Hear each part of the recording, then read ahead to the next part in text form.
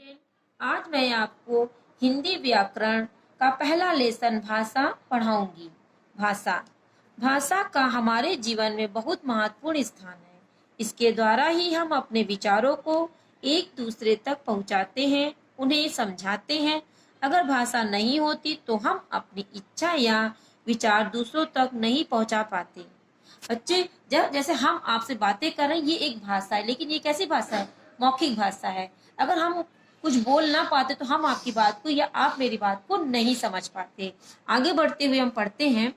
बच्चों, राघव को रोहित की पोशाक अच्छी लगी और उसने उसकी प्रशंसा की। राघव ने बोलकर पोशाक की प्रशंसा की तथा रोहित ने उसने सुनकर प्रशंसा को समझा। अपनी बात कहना और दूसरे की बात समझना ही भाषा है। तो बच्चों, समझ में आया भाषा क्या है? भाषा अपनी बात को कहना और दूसरे की बात समझना ही भाषा है। इसी तरीके से भाषा के प्रकार हैं। भाषा के प्रकार, भाषा दो प्रकार की होती है।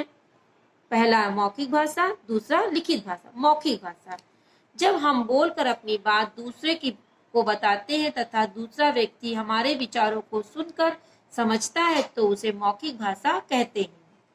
लिखित भाषा, लिखना और पढ़ना, जब हम अपने विचार लिखकर दूसरे व्यक्तियों के समक्ष प्रकट करते हैं और वह व्यक्ति पढ़कर हमारे विचारों को समझता है, उसे मौखिक भाषा कहते हैं।